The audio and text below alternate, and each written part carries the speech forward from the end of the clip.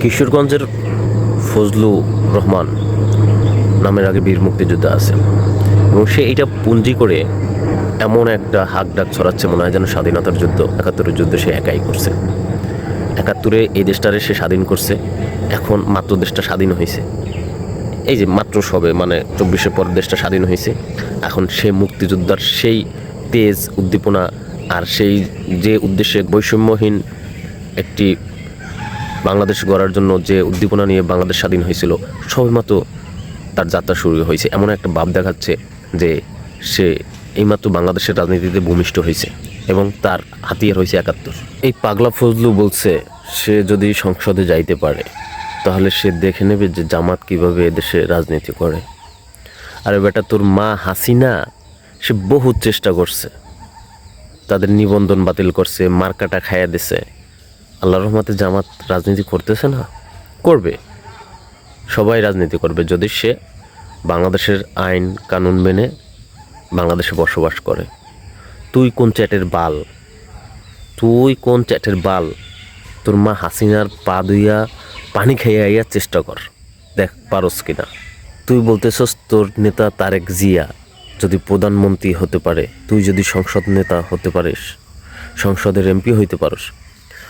তোর নেতা ছিল শেখ মুজিবুর রহমান, তোর নেতা ছিল শেখ হাসিনা, তোর নেতা ছিল এরশাদ, তোর নেতা ছিল গামছা ওই কাউয়াবির বীর কি জানি হাসিনার বড় ভাই, কিন্তু সালাম করছে পা দইয়া, কাদের সিদ্দিকি।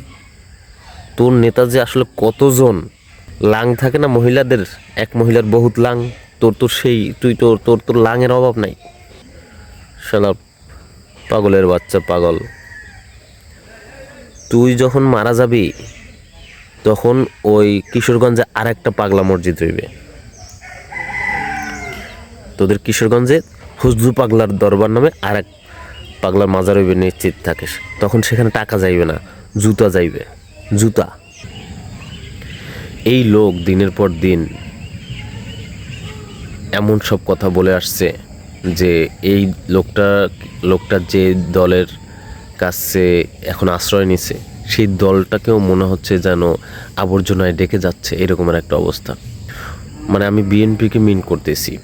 বিএনপির উচিত এইসব আগাছা পরগাছা যারা উচ্ছৃঙ্খল কথাবার্তা বলে বিএনপির ভাবমূর্তি নষ্ট করতেছে তাদেরকে দল থেকে ছাঁটাই করা।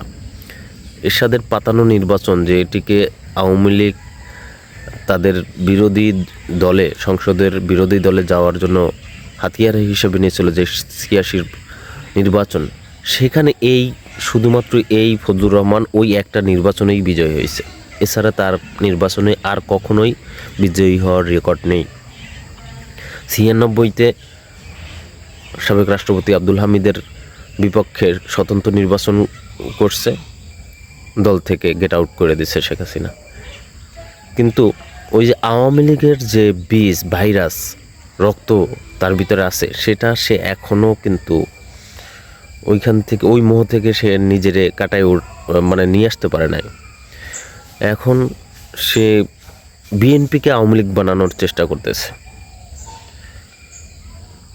তাকে অচিরেই দল থেকে বহিষ্কার করা উচিত এবং বিএনপির যাবতীয় সুযোগ সুবিধা, যে সাপোর্ট, ম্যান পাওয়ার, সেটাকেও স্টপ করে দেওয়া উচিত এবং তাদের বিকল্প প্রার্থী ওইখান থেকে দেখা উচিত।